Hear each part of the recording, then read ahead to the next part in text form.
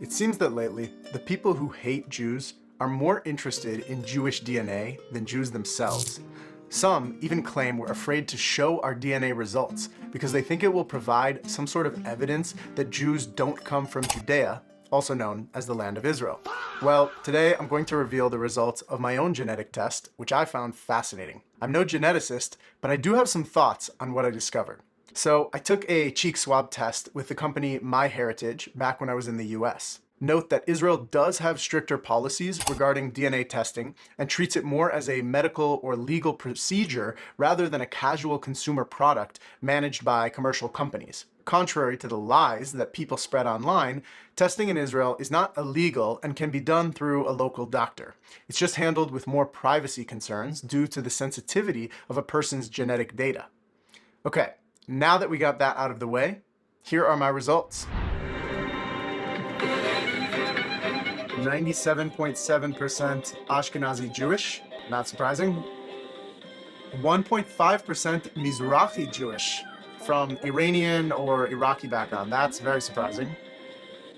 And 0.8% Italian, that's also very surprising. The most interesting part for me is the fact that I have Mizrahi Jewish DNA, because everyone in my entire extended family are all Ashkenazi Jews. So to discover this small trace of genetic material coming from a different Jewish population probably means that it's been in my family lineage for a long time.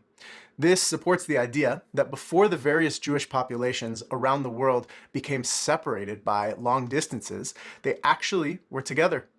Mizrahi means east of Israel and can include Jews who lived in Iraq, Iran, Syria, Lebanon, and Yemen.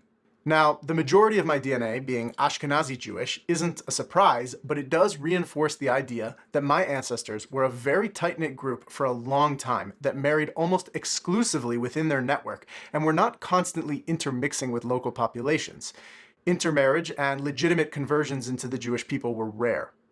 Remember that even with their light skin tones, Ashkenazi DNA is primarily Middle Eastern and originates in the Levant. That's why Ashkenazi Jews share overlapping markers with other Middle Eastern populations and Jewish populations that lived far from them. Ashkenazi people can have a range of physical traits ranging from lighter shades to more of an olive or tan skin tone with darker features and thick, coarse hair, even though they had been pushed into areas in Eastern Europe like my grandparents in Lithuania and Poland. Yet, growing up in America, my sister and I were sometimes mistaken for being Mexican. Lastly, the tiny trace of Italian DNA is also fascinating. We know that after the Roman Empire colonized Judea in 70 CE, they sent Jews on slave ships to Rome, where Jewish women were raped and the Jewish men forced to build the Colosseum.